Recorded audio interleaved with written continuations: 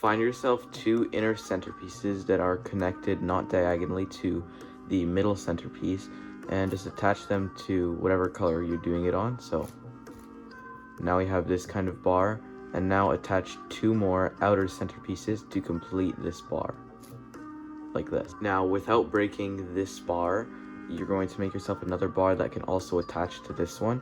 And if you're having trouble with this, just something to note, if you want to do any of these moves, just make this vertical and then you can do those moves. But after you're done that, then just attach it and then make another bar like this that'll attach over here. So now we've solved something that looks like this. These pieces don't count.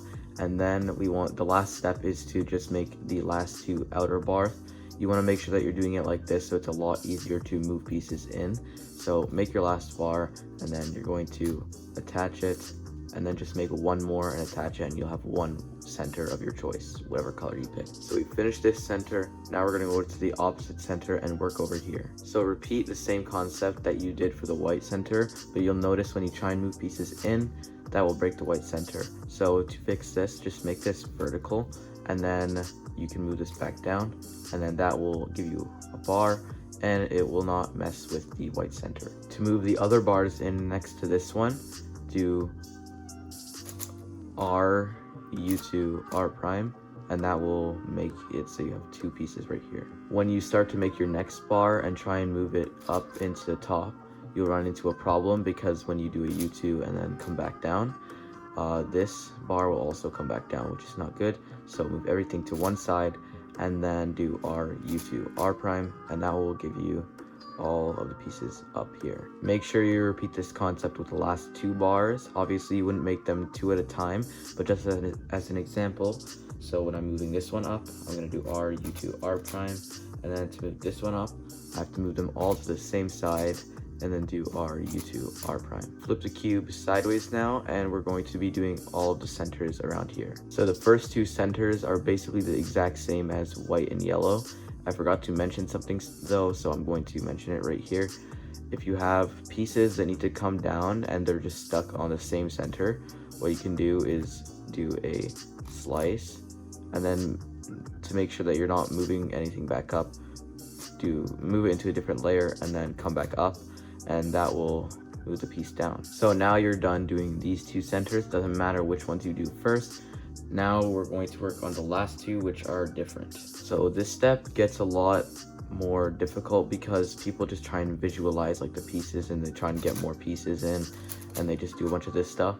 Well, that's not the way that you want to think about it. Just think about it the same way that you were thinking about the other ones. So if I want to make this into a bar, just think about this. So these three pieces are done, and I want to get these two pieces down here. I can use that trick where I do, I'll do it from here, R, U2, R prime, and then now we have a bar up here, and we want to get these bars, but actually it's a little bit different because you want to build bars so that you have the middle bar, then this one, and then you want to solve the next side. So often if you have pieces that you need just on the same side and you can't get them down, what you can just do is just mess around and you'll eventually like fix something. So right here I have these three now, and I can just attach these two up here, but sometimes it will just seem very hard to get this piece and this piece swapped. So you can use a trick, commutators. So what you can do is it's a pattern that you need to memorize. It can be used on any piece. It's actually a swap of 3 pieces, but we don't need to get into that. It technically only swaps 2 pieces. So these two, if you want these to swap, so make it so that this and this, if I move this one down, it'll replace this one. So what we do is we make this one go down, and then we're going to move this piece into a different layer, move it down, move back to the old layer, move back up, and then reverse, and then back up. And now you'll notice now that these are solved, and you can repeat that with the last 3 pieces because those are very hard. So now we've done all the centers, and now we need to work on solving all of the edges. So to build the edges, first pick a color that you want to solve first, and it should be 2 colors, so white and blue, and I'm gonna find other white and blue pieces. So I see one right here, and if I flip the cube upside down, I can see one here, here, and here. So I know where all of them are, but we just need to focus on 2 for now. So this one and this one is the ones that I'm gonna do. So a way to get this piece into here, we need to get it into here. So if it was over here, then I'm going to move it into the front, and then I'm going to do R, U prime, R prime.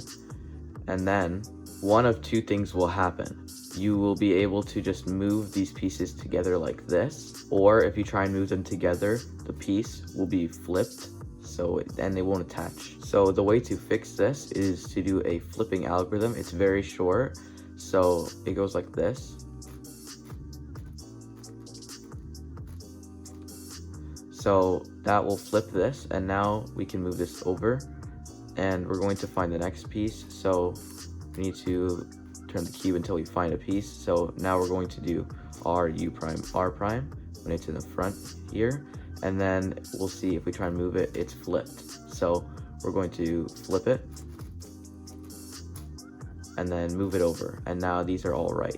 Also, if you want to insert something on the left side, just reverse or learn it on your left hand. So you're going to move this piece into here, and the way that you do that is just L prime, and then U and L.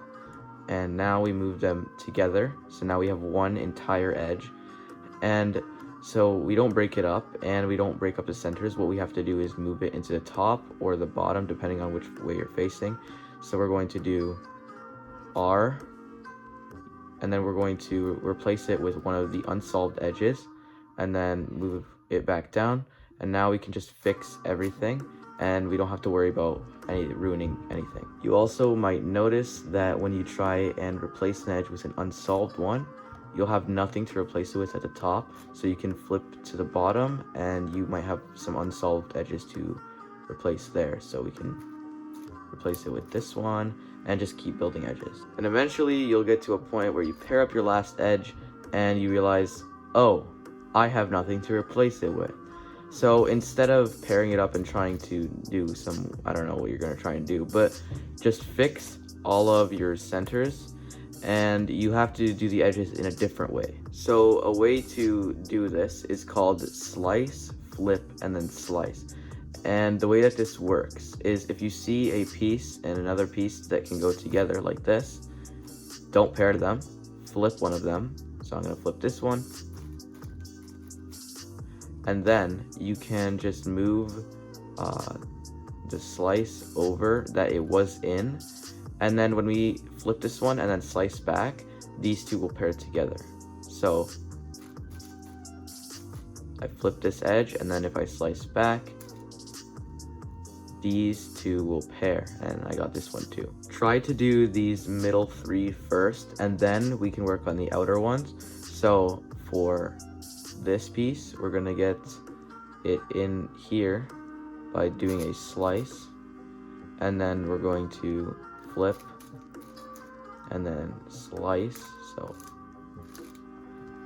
now it's in, and then we just need our last piece, which we will not do now. We're just gonna keep making these middle pieces. Also, if you notice while trying to solve the middle pieces, you just get this weird flip thing where you just have one edge flipped.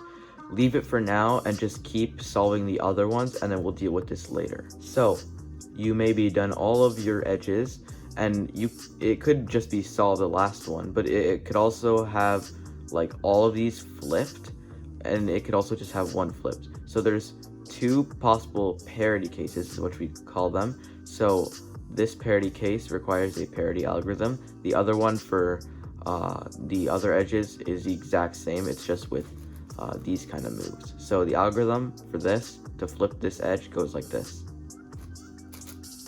And then rotate to the bottom, which is X, and then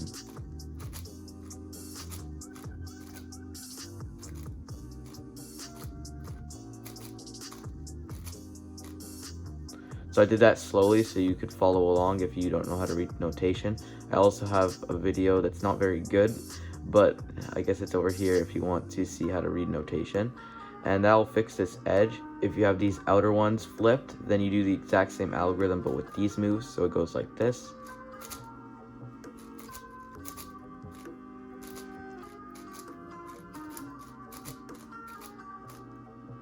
And then that'll flip these three. You may also have both of the cases, so you have all of them flipped. So what you do to solve this is you do the this one first,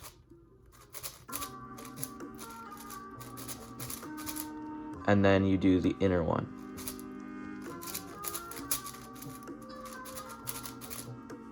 So outer parity first, and then the inner parity. So now, if you've noticed, you just built yourself a giant 3x3 cube. So this is an edge on a 3x3, and this is a corner on 3x3. This is a center on 3x3, exactly like 3x3. So if you don't know how that would work for some reason, so if you use any method, usually you start with a cross, and that's what the cross would look like. And if you use F2L, you just pair pieces. It's no different from CFOP. If you use the beginner's method, you do one layer at a time. So this is the corner, you insert it there, exactly like a 3x3. The edge pairing and center building methods that I showed in this video are very beginner, and if you want to learn something more advanced, make sure you subscribe so that you don't miss when I release that. But I hope that you guys enjoyed this video. Please like and sub, and also bye.